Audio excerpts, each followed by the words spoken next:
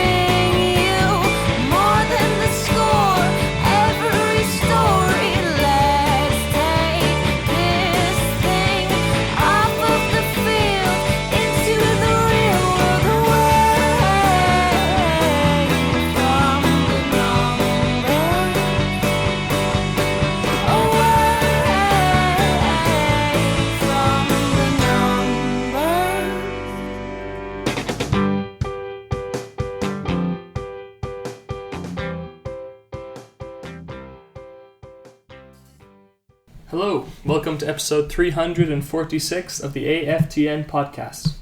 Pull up a chair, grab a cup of tea, or if it's your thing, grab a beer. We've had to pull Gideon out from under the table after his second or third beer, Gideon? Fourth, actually. Fourth beer? Yeah. So, yeah, might as well. It's going to be a long podcast, Joe. Yes, that's for sure. I'm sitting far away because the smell is just wafting. It's bad, trust me.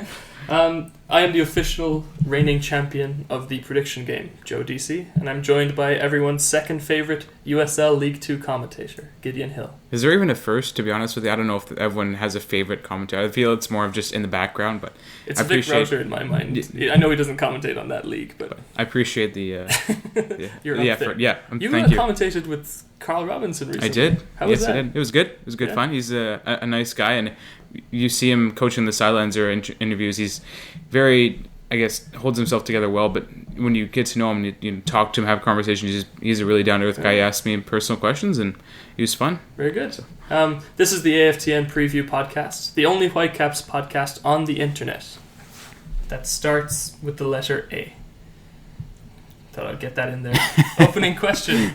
We just came off a long break for the Whitecaps. Yep. It's been 3 weeks or maybe 4 match weeks since they've had a game. Feels like 5, but yeah. It feels like a year. Yeah. Fantastic. Which player would you go on vacation with? You know, it's not really a spring break. Yeah. It's an early summer break. Who would be your player of choice? I go with Neil Henry. I think every time he does Whitecaps social media spots or what have you kind of games they do, he just seems like a fun guy to be around. And I think we would go to a soccer games, plural, in Europe and experience that. A West Ham United game and see what it's like to be in that stadium. So I think that'd be mine. What about you? I would go with Freddie Montero. It's a tough choice. There's lots of interesting characters. So Freddie Montero is obviously a coffee guru. Mm-hmm. So I was thinking a world coffee tour. You know, we'd hit South America. They do some interesting stuff in Asia with coffee too. Then we'd go to swing around Europe, maybe join up with a couple of the team. By the team, I mean like Mark Dos Santos. We could meet up with you guys with Neil Henry in Europe watching a game. It'd just be perfect, wouldn't it? Yeah, I think that would be ideal for me, even though I'm not a coffee guy, but just to hang out with Freddie, it'd be fun and talk to Mark and maybe see John Arisa. Yeah, somewhere. For sure. The Whitecaps are back. It's good. Yeah, it's been a good break. I think it's probably much needed. I mean, not the game against Toronto obviously probably wasn't the way the Whitecaps wanted to end it, but I mean, getting a break is nice, and it's good to see some guys on international break playing with different people, and maybe that'll bring them back and bring them, healthy. Yeah. I think the rest as well for a lot of the players who really need it, like Montero. Montero's been playing for a year straight, so yeah. The rest came at the wrong time for the Whitecaps' opponents this weekend, this Saturday night. Colorado. You remember when we spoke about them? This is our second game against them this season. They were...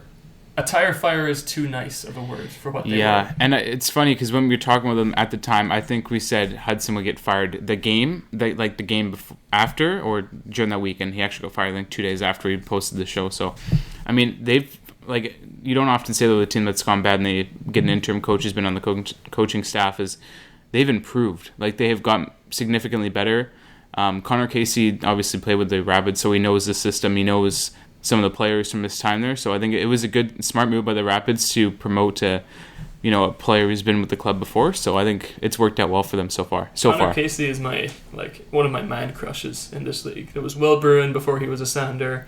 Connor Casey, he scored 2 or 3 against the Whitecaps one time when the Whitecaps were at Philadelphia when he played for them. It's great to see a player take on the role of a manager. It's always interesting because you know them as a player. Like Connor Casey was this tough and bustling, striker who was a big presence in the box, and then, a manager is very much, the control you have over a dressing room, your emotional intelligence, your tactical knowledge and all that, and he's proven with his results that he knows how to get it done. Yeah, it reminds me of a taller Michael Bradley, just the baldness factor. But yeah, I mean, he's I like him more than Michael Bradley. Yeah, he's done well on the sidelines. I mean, there's nothing. I have no. I mean, I didn't have expectations when he came in because you never know. You think they'd wait till the end of the season to hire, but like a full-time coach. But I think he's done well, and I don't have any criticism for him as of right now. We'll see how they play on Saturday against the Caps, though. It's hard to have a criticism when they had 2 points before he joined, and now they have 13 points, 13 additional points. Yeah. So I think this is all off the top of my head, but he lost his first game, but he hasn't lost any of the following 5, and 4 of those were wins. They're no longer at the bottom of the table. They're above, I think Cincinnati or someone like that. But and granted they have 3 games in hand, but he's really just changed the entire atmosphere around the team, and even what we see on social media, because I still follow Kamara and Mosqueda and those kind of guys. Mm-hmm. There's kind of a good vibe going there. Yeah, and I think it helps having those 2 guys you just mentioned, those 2 guys on the team that really they were on the Whitecaps last year, team that was struggling at times, and they know how to kind of pick it up a little bit, and they didn't make any big moves to kind of shake it up a little bit. I think they acquired Jonathan Lewis and Abubakar. Those are the 2 I had written down as the big game changers. But just to go back, because the form really is staggering. They didn't win any of their first 12 games. Yeah. They had 2 draws, and in the last 5 games they've won 4 of them. Yeah, and I think 1 or 2 of them have been away from home. Kamara has been, I think, probably you could say their best player. He has 8 goals so far this season. Very, very solid. And because, their playing style, maybe before Connor Casey came in, was suited to, a big target man. But like you said, Abubakar and Lewis, Abubakar obviously in the back line, Lewis on the wing, have changed Colorado as we know it, added different dimensions to that team. Yeah, and I think it's suited Kamara well because he's a little bit, I guess, faster, not as much as of a target man as you mentioned, Joe, but having Lewis on one side and then Nicholson in the other, really like to get at defenders and then put cross into the box, maybe head level that Kamara can just knock down, so that's worked well. And they're playing exciting soccer. The games I've watched, especially against, I think it was Columbus, where they scored the late winner through Mosqueda, it's exciting. It's no longer 1-0 wins, 2-1 wins. It's 3-2 wins, 4-2. They're scoring, they're defending well, and that's what you want to see out of a new team with a new coach and trying to play for him. That Mosqueda goal was amazing. Yeah. The curve on the ball, it nestled into the top corner. We've seen some good Mosqueda goals of the Whitecaps, but his technique hasn't been in doubt. Yeah, he had the bicycle kick against Dallas last year. And he had that 30-yard shot against, or maybe that was Fernandez. Either way, it was a nice goal in that game. So could have been the Kobayashi shot. Oh, against Columbus. Yeah. Oh, yeah. Drifter. That's a callback right there. Their last win, or their last game, which was their last win, was 2 weeks ago. Do you think they'll suffer from momentum loss because your team's riding this high, and how do you continue that in the dressing room? I think it's again it's the same with the Whitecaps. You don't want to end on a 1-1 result against Toronto, but I think for Colorado it's good to have a break. Again, you mentioned not at the right time. I don't think they had, if any at all, players go on break, so they've been training together as a unit, whereas the Whitecaps have lost some cohesiveness with guys leaving for international break. So I think Colorado have that in the back pocket with being able to have the same guys training together, molding, making a game plan for the Whitecaps. Whereas in case you can implement exactly, yeah, and you have 2 more weeks of coaching without game action, which could be they could do scrimmaging, but to have that invaluable time to mold more into the team or as a team is important. Speaking of Connor Casey's kind of ideas, they seem to be favoring the 4-2-3-1 more. We saw under Hudson they tried 4-4-2, 3-5-2. There was too many formations to count. They really were switching left and right, but the 4-2-3-1 seems to be Connor Casey's go-to. Kai Kamara up front, Cole Bassett, who I don't really know too much about, playing in the number 10 position consistently, like playing in that spot. I believe he was a draft pick either this year or last year, but like I've noticed that a lot of the players' draft picks from this year and last year have been outstanding. Like they've been playing top minutes. You look at New York, a couple of their guys have been starting and scoring. It's just all over the league. It's become known that draft picks can play well, and that's Bassett. He's just been insane for this Colorado team. Yeah, and Mosqueda can play in that spot too. Usually he's been coming off the bench to influence the game, which we know very well. We know more than other teams how well he can do that. But those are the front two. Like Bassett doesn't really chip in with goals, but he seems to bring other things to the team. The threat is very much from the wide areas with Nicholson and Shinyashiki. Yep. There we go. So like those are the people providing the wider threat, and then Lewis obviously is a wide player, but he's a wide player also. So we could expect different things. Like Nicholson, we know a little bit about him because he played first with Minnesota, then he played with Colorado. There was I think there was one time where he played the Whitecaps 3 times in a month because he got traded in that time. Personally, we've seen quite a bit of him. Just a solid winger. Can beat a man, can cross a ball, good technique, good passer, lots of movement. Yeah, and he signed with Minnesota in their second year, and at the time he was kind of hyped because he came from Europe, and it was an exciting one. But now with the trade, Minnesota had the 2 Ibarras there, and it just kind of a square piece in a round hole, if you will. And moving to Colorado has really helped him, and I think that's really helped the team as well to have that extra kind of movement from the wing. Center of the park, it's a pretty competent and dynamic midfield.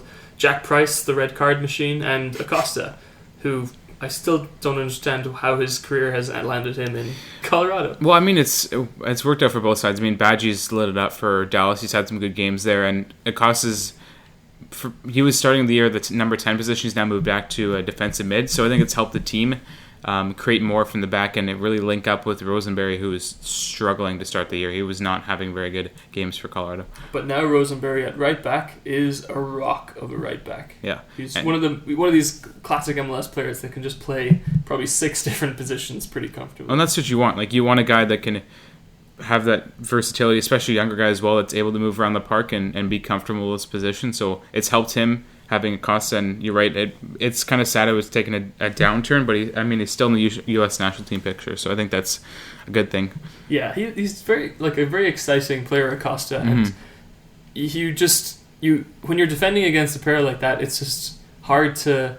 If he's having a good game, what can you do? That's the kind of a player that he is, and spreading the ball is obviously his big strength, and getting back up and down the field. But you're kind of crossing your fingers that he doesn't have one of those games that has put him on the radar of so many important teams. Be it international call-ups or there was European interest at one point. So yeah, like he reminds me of Will Adams, who played for New York and now with Red Bull. Like they're the same type of player, but Adams is just a little bit more progressed in his obviously signing with the European team. So I think there's similarities there. I think Acosta needs to grow a little bit more and figure out his position of where his best suits him, but I think he's an exciting player for Colorado to watch. So Will Adams or Tyler Adams? Sorry, Tyler Adams. There we go. Yeah, Tyler Adams is with Red Bull in Salzburg, yeah. Or Leipzig. He's with Leipzig. Yeah.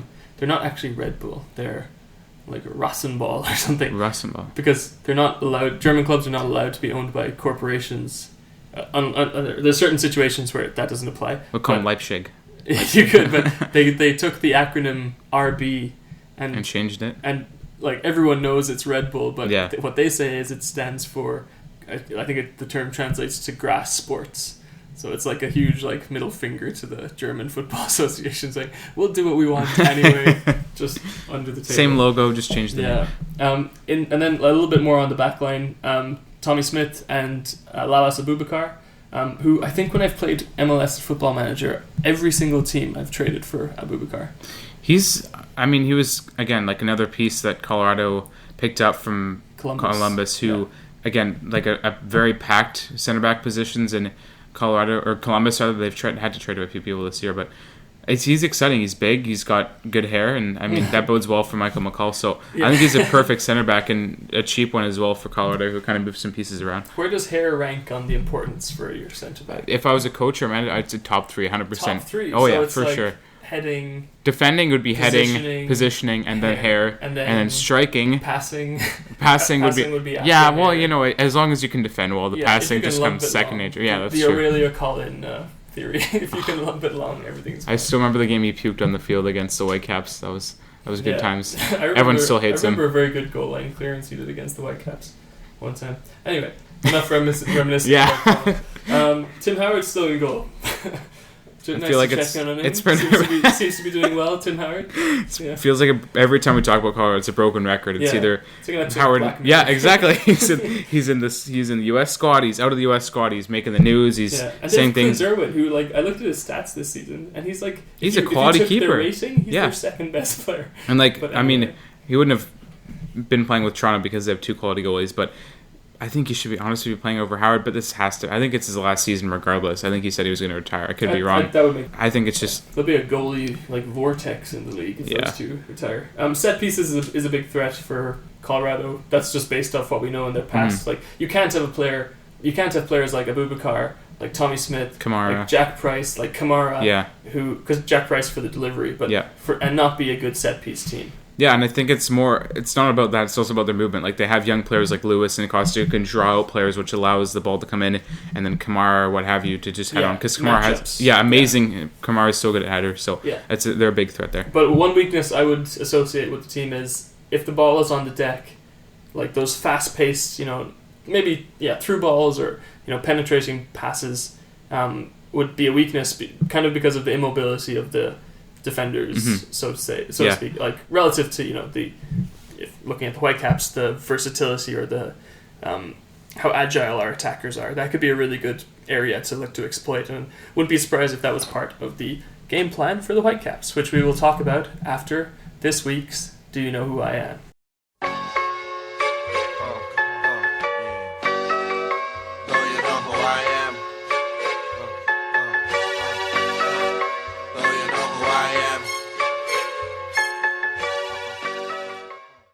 Okay, a little bit different flavor of Do You Know Who I Am. Since there's only two of us, I thought it would be pretty boring to, just read quiz off. me. Read off some boring. clues and have you humiliate yourself. And we've tried it before, it didn't work. So let's just stay away from it. What we're gonna do is we're gonna quiz each other. So we've set up these clues. So you have a player in mind, I have a player in mind, and we have these 7 parameters that we're going to read. So the first one is, for example, date of birth. So I'll read the date of birth of my player, you'll read the date of birth of your player, and then we have a chance to guess each other's player, and the first person to guess the other person's player wins. Okay. And we'll keep going. So let's just jump right into it, shall we? Date of birth. Gideon, what's the date of birth of your player? I was born on the 14th of May, 1984. 1984. Okay, interesting. My player was born on the 18th of June, 1991. Okay. Any guesses? So wait, 84 you said. 84, 91, okay. This is so much more confusing than I thought it would be. This is the first clue, don't lose heart. The second clue is, what is the last known club of this player? I last played for MK Dons. MK Dons? Okay. I last played for Minnesota United. I think mine might be a bit easier. MK Dons. MK Dons. This person has an MLS connection, right? Mm-hmm. MK Dons. Goodness. Okay. First club. My first club was Wimbledon. But Wimbledon and MK Dons are the same... Well, they're not the same team. Let me make that clear, but... okay. My first club was FC Honka. Okay. We'll keep it moving. How many... Wait. Do I get a clarification on the team? Because I've never heard of FC Honka. That's fine. That's the first thing you picked. Come on now. All right, fair enough. International caps. How many international caps does your player have? Combined 26. 26. Yes. What do you mean combined? Like youth caps too? Yes. Okay. Mine combined is 27. Okay. So far I have no idea. Who played for MK Dons? You should be able to piece it out. Myself. Okay, it's okay. Okay, anyway. Okay, next one. Nationality. England. Okay. Finland. Rasmus Schuller? Rasmus Schuller! Yes! Who was yours? Okay, you're going to keep guessing? No. Okay, Nigel Reo-Coger. Oh my god. I was going to keep going. It would have been England, then career goals 23, and then position was DM. But he also plays right back, though. That's true, but Anyway, I think he's more known for that was DM. good. You won that fair and square. I did not. I know he went to Preston or something like He that. finished, well, his last team, Yeah. as of, the reliable Wikipedia was MK Dons. Yeah. So, Interesting. This week I was listening to a podcast, and a football podcast, and a few years ago, one of the people on the podcast did this thing where they knew that a manager was going to get hired by a team, right? So they went to their Wikipedia page and added a team that he managed that he never actually managed. And then he looked at all the press releases that went to this fake Wikipedia entry and would list that as one of the teams that he had managed. And not only did all these big websites pick it up, but the team that hired him on their press release said that he managed this team that they never did. So shows you how much due diligence is worth. yeah. Anyway, that was this week's Do You Know Who I Am? Head-to-head version.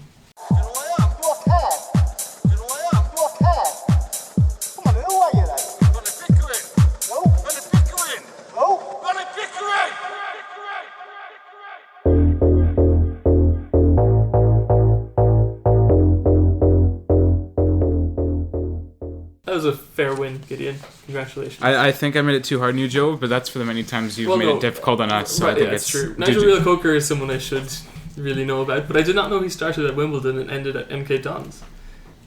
That's not a popular thing to do. No, and to go back, especially after coming over here, is a little bit strange. Yeah, it was Whitecaps, Montreal, or vice versa. Do you know the history of MK Dons in Wimbledon? No, enlighten me. So Wimbledon were a team, they played in the Premier League and all that, and the owner, much like an MLS franchise, or what happened with Columbus, wanted to move the team. So I'm not 100% sure on the details because it was a little bit before my time, but he basically had to set up a new team called MK Dons. So AFC Wimbledon and MK Dons are, for administrative purposes, the same team.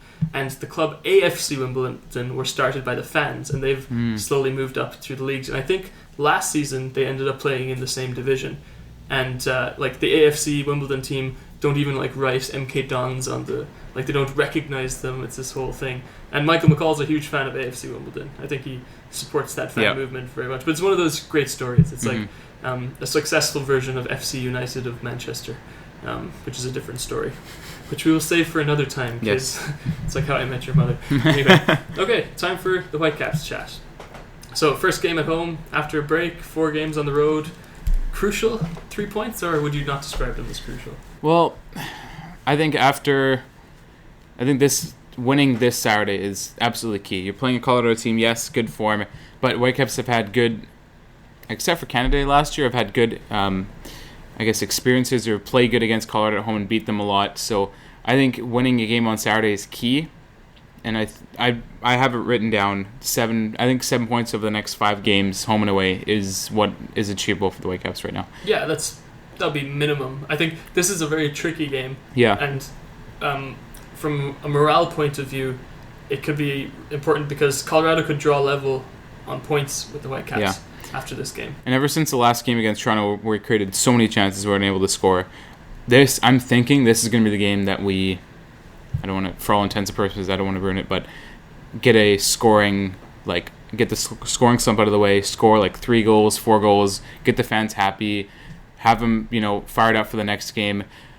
And I think just give some more excitement because they've been fun to watch. It's just the goal scoring side of things is not happening right now. And I think scoring a bunch could kind of, turn up a little bit and get the players a little more upbeat. Yeah. Because they've been playing well. I'm not saying they're playing bad, but the scoring side of things, they can't win games 1-0 or 2-1. Or if they're winning 2-0, close it down. I just think that's something that's important. And with those next few games in mind, you said 7. I think you should aim for 10, personally. So in the next 5 games, 3 wins and a draw. Well, I was thinking home win against Colorado and then either beat Dallas or Seattle. The Whitecaps have to start making up ground now, yeah. right? The summer stretch, how many years have we switched off in the summer and then just kind of plateaued underneath the playoff line? And sure, the playoff line has been moved this year, but still, imagine not making the playoffs this year. That's the kind of mentality. Yeah, I think it's achievable for sure. With the amount of movement above us in the Western Conference, it's doable. But it's a matter of where you go from there, what kind of form you have come September, or October, because that's the most crucial part of the season, as you mentioned, Joe. In terms of some moving pieces, we've Reina back. I think Bangura was back in training, but Henry and Cornelius are out of the team. Crepeau, Tybert. Tybert. Oh God, I didn't even know those players. So how do we patch a team together? I guess so. McMath will start in goal probably because Kripo is gone, and then I don't think it's a game to throw Sean Melvin into. No, Melvin should be on the bench. I think he'll play against Cavalry one of the 2 games, but that's just me. Yeah, I can't wait for those games. They're going to be good. The centre back then is the position of kind of concern. Godoy would probably slot in there, and then I think this is a game where you play with like a 4 at the back rather than a 3 at the back. That's actually because if theoretically, if say you have Godoy and Rose, which I think is the obvious pairing, because I don't think they're ready to throw McDonough in there. Hasn't had any Whitecaps game action yet. To have Rose and Godoy play with, say, McDonough 3 at the back, and somebody gets injured, you have no one to sub on. Whereas you have Rose and Godoy, and if worse comes to worse, McDonough can come on for the second center back, but you still have, you know what I mean? Like you still have the coverage. I would expect Rose and Godoy. Yeah. So I went to the game. I don't think Kamiri's ready either. So I don't think he's fully back yet. But I went to the Toronto game before the break, and the angle where I was sitting was very interesting to look at the Whitecaps when they were defending. And I could see when the 3 at the back would line up. Obviously, it was Henry, Godoy, and Rose, right? But they really had their assignments like just done very well, except for that last part where they conceded the goal. That was kind of a miscommunication, but it was in the first half. Like they really had their defending communication and the spatial awareness and the roles and all that kind of thing all kind of sorted out. So I think this game, just as a filler, let's slot in Godoy and Rose and then work from there. It may not just be fillers, it all depends how Canada does. It could be weeks. Seattle, yeah. So true. It's a, I want to say experimental, because Rose has looked good there, but I think it's more of like a patch job / potential, not full time but extended time. And on the fullback positions, who do you see there? I see Sutter. I watched Sutter from a closer angle on the game against Toronto, and he was not only good defensively, but he whipped in some dangerous balls. He's quality. I mean, the pace is there. It's not as maybe as much I find as much as Nowinski, but his head defending wise is second to none. Yeah, and obviously Adnan on the other side. Yeah. Hopefully his contract situation. Hopefully Udinese listens to the Whitecaps. yeah. It's a story for another day. So that's the back 4 kind of pretty much sorted. I could see a situation where not McDonough starts, but Arise also slots in. But I think Arise is too crucial to how your midfield ticks. Exactly. Because I think Arise has a sweet left foot and he's able to distribute the ball, but it's a matter of positioning. Very left-footed. Yeah, and he when you watch him, he drops so deep into the 18 that he's basically playing as a center back, but that's just the coverage. So absolutely. So if Arise is, I think Arise is a shoe in to play, and Tybert's missing from the midfield. We see Ingbaum is just off international duty. I think he's just coming back because he played 2 games already. Yeah, and then your other player is most likely Felipe then. Yeah, because Norman's still out, and then I think Coline's with the academy. Yeah, so it's the positions pretty much fill themselves in up to this point. Yeah, but in years before when we've missed the players like Tybert, Henry, Cornelius, like key defenders, when have we ever had the depth to be able to withstand? And that's going to be the question. Does Dos Santos? He obviously planned for depth, but is this going to be the game where you find out who stands the strongest? I don't think I don't get the feeling of depth because these call-ups have all been foreseeable. This is kind of a double-edged thing because Whitecaps have Canadian players that are performing well enough that they get called up, and they've scheduled their games with the freedom that they have in such a way that it's been great. The international break so far, they haven't had any games, but now a game has come along, and this one was probably unavoidable because too many games have stacked up or something like that. But all these signings that we were linked with, I'm looking at them and I'm saying, these make sense because we're so light in some of these positions. We're so light in the midfield. And that's probably because, David Norman got his injury and some other factors as well. But, these signings seem necessary to me, Maybe not a striker at this point, but... No. I think that's... It's a long-term kind of a thing. But yeah, because, Ardaez, Montero, there's 3 guys. You don't want to bring in a 4th, theoretically, Laren, and have him, it's a rumored $1.1 million signing, what have you, on the bench. That's not a signing you want to make. Would start pretty easily. Anyway, let's sign him first. Anyways, so McMath in goal. We've talked about the back line. Arise, Felipe, and probably Ingbaum in the midfield in an inverted diamond. So Arise sitting back. Yeah, back and then 2. Ingbaum with the freedom to go up and down. Felipe kind of holding the rest of it together. So if that happens, who's coming off the bench? God, we might not have anyone. It might be one of these no-sub games. That's why I had a 4-2-3-1. I was thinking having Inbaum and Arise, and then have, if Bangura's healthy, then Bangura, Venuto, Reyna, Montero, have kind of like a exciting front four. Yeah, try and create. Reyna could play one of the central positions too, like the Felipe role. Yeah, and that's why I was saying if so they score a couple goals, and in the second half you bring in Felipe, you change the dynamic of, say, go to 4-4-2, and then have... Depends how the game evolves. Yeah, too, and then have Inbaum go wider, like, for more coverage. Yeah, like, there's different things that can happen. It's just they're so light in midfield that like the only combination I can see of a player getting subbed in to play in the midfield would be Reyna for Felipe, or Reyna for Inbaum, or someone like that. But just depends on Bangura, I think. It does, yeah. Bangura, maybe, like, we're not privy to his fitness information, but, like, he does look like he's in training, and I don't know if it's too early for him to start or not. Like, Venuto, to me, has been playing pretty well, so I would go with Montero up front, Venuto on the right, and then on the left you could go PC, or I think they could even put Adan up if they really wanted. If they wanted, we need a left back, or well, I guess PC Levis can play there too, and Levis, yeah. So yeah, it'll be some combination of those, or Bangura could be fit and he could start, but it's just looking so light. I'm going to be interested to see the bench. Like, PC will probably be there. I don't think PC is a good enough player to start. Like, I like his running and things like that. I think Baldissimo is injured as well. We forgot to mention him. So young players that could be covering injured. Unfortunately, but again, like, that's where the depth comes into play. You sign those guys you have on your roster that don't play, but that's the time for them to come in. So yeah. We're trying to patch a team together. Yeah, exactly. The formation could adapt with that too. We could see a 3-5-2 or something. Inbaum's played out wide before in a 4-3-3, so again, you're right. It could be. Inbaum could play at like right back and probably have a keeper. I'm just kidding. Have a good game. Well, yeah, keeper's more. He's the Whitecaps Swiss Army knife. Yeah, he definitely is, and he's like our Keegan Rosenberry. That's true. But probably a little bit better. Yeah. And he plays internationally, so he has that. Much like we said, did the break come at the wrong time for Colorado? Did the break come at the right time for the Whitecaps? Yeah. They were kind of stalling a little bit after the TFC game. Yeah, the frustrating TFC. I mean, it was deserved. Frustrating for the fans to see them go down like that. But, I mean, to be honest, Reyna changed the game when he came in. Such an exciting run. It was. And I think Venuto was there, but he wasn't getting the service. He was kind of dropping deep. He was, like Montero was for, but he wasn't getting the service, I guess, from Venuto. So it was good to have him on. I think if he starts, it can create some problems because he's played well against Colorado. But I think it's the right time that the Whitecaps had the break. If you had to sum up the season so far for the Whitecaps in a team talk kind of a style, for me it would be concede less. What would it be for you?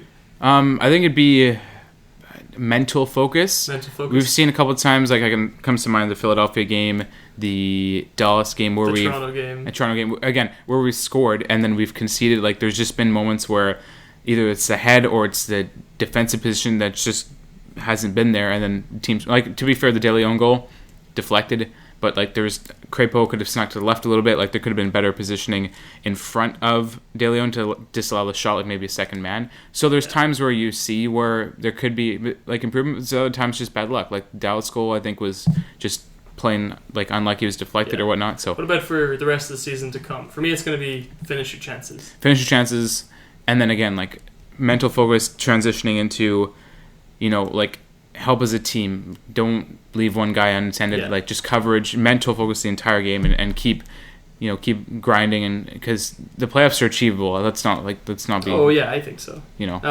Have you been watching the videos that come out of the Whitecaps of like Mark DeSantos mic'd up during games and things like that? They've been great, and I'd be curious. Like, kind of that gives us a taste of how he communicates, and it seems that he has a central message, and he tries to really transmit that very simple message with different languages, which I love. Yes, it's true. Great. Yeah, when he has the mic on the sideline, you can see him. You can listen to him speaking like 2 or 3 different languages sometimes. I don't know if you saw as well. The Whitecaps posted Andy Rose Day in the Life on. Oh, I haven't seen that. Oh, yet. It's really good. I didn't know he had diabetes either. That was pretty. Oh yeah, I read that somewhere. Yeah, so not a lot of people are able to play. What I was going to say about DeSantos was, I'm very curious what his message to the team was over the break. It's probably a very well formed kind of a thought, like recharge or something like that, or like focus. I don't know. He knows like what the team kind of needs, and I'd be very curious to see what's the mentality of the team as they come into this game? Because this is a home game against the team under them in the table. Sure, the form is kind of weird. Like, you have a team under you in the table that's undefeated in the last 5, but still, I'll be very curious. Hopefully they have one of those mic'd up things for this game too. So sure, before we go, Gideon, let's get your predictions for the week. All right, I predict the Whitecaps will score 3 goals. All right. Jack Price will get a yellow. I had that one too. Okay. I'll say Acosta will have complete 5 passes. Okay, that's your 3. I think No, I was switching from Price because you had the same one, so I'll change it to Acosta. That one's a. Oh, given. banker. Okay. Then I'll say the Whitecaps will hold 56% possession. Okay, I think Arise will have more than 85% pass accuracy. I think Diego Rubio, who we all forgot about, will have a goal, and I think McMath will make 4 saves. You think Rubio starts or comes off the bench? He'll score at some point. That guy's like a He's thorn a in knack, the Whitecaps side. Yeah. Cool. You'll obviously be at the game. I'll be at the game too. I'll be there both as a fan of the Whitecaps and as a fan of a friend of mine who, I don't know if honoured is the right word, but he's going to be celebrated in a way. A friend of mine, a family friend of mine who was at BC Children's Hospital when the Whitecaps visited. He was there recovering. They came in. He had a great time. His whole family are going to be there. The Whitecaps invited him and his family over to the game. So, if you hear the name André Bélanger, he's made a great recovery because of the great work that they do at BC Children's Hospital. So, round of applause for him if you hear it. And, stuff on and off the field, Yeah. It's a community club. It's time for a win. I think that it'll be the right time to get it. 3 points for everybody. Let's make it a thing. # 3 points for Andre. Make it trending. Gideon, where can people find you on social media? @_Gideon Hill on the Twitter. And your Twitch channel? Don't have one. I'm never going to have one. I don't think I'm entertaining enough to have one. So. No, you play FIFA all the time, though. No, that's true. I guess I could do that. All right. We'll see. I'm not as good as Chew Boy, but, I can maybe fire it up sometime. You have to tweet at him to challenge it. You can find me @JoeDCVan, I think. No longer @CheesyDeezy. I missed that. Yeah. Wasn't professional enough. Thank you very much for listening to episode 346 of the AFTN podcast. Enjoy the game. One day I shall come back. Yes, I shall come back. Until then, there must be no regrets, no tears, no anxieties. Just go forward in all your beliefs and prove to me that I am not mistaken in mine.